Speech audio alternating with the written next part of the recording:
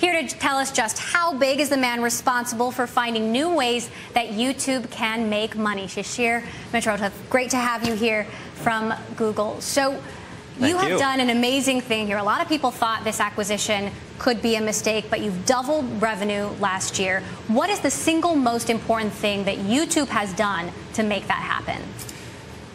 We did a lot of things, a lot of small things and a lot of big things. I think we restructured our offerings to make them more oriented to what viewers are doing. We rebuilt our sales force. Probably the most interesting launch was YouTube promoted videos, which placed ads on the YouTube search results. So the average time spent on a user spends on YouTube is about 15 minutes. You've tried to increase that with sports, but how do you get people to stay there longer, not watching just cat videos and baby videos?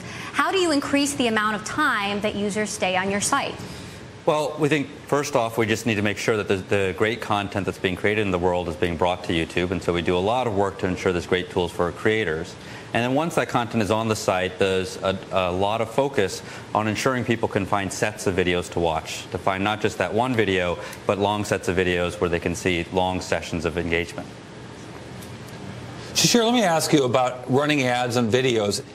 It doesn't seem like rocket science. Why did it take so long for Google to find a way to derive a lot of revenue from those videos?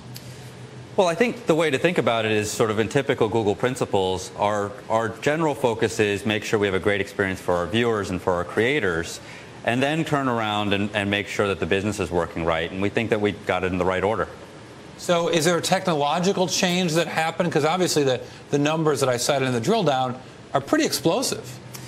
Sure. I think a lot of it was just opening up the advertising offering to many different types of advertisers. We have advertisers from some of the largest companies in the world down to some very small ones, and it's allowed for different types of companies to build their businesses on the backs of our marketing tools. So some users say the quality of the content just isn't really there right now. Would Google ever consider buying or commissioning more professional content?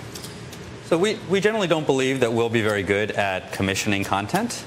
We do believe we're very good at helping creators create content. We recently completed an acquisition of a company called Next New Networks and are announcing a new Creators Institute where we can help creators build and refine their content to make it better. And some comedians have quit their jobs to exclusively post on YouTube, right? I mean, how do you see that evolving? We have many interesting people, from comedians to educators to athletes, all finding ways to find an audience on YouTube.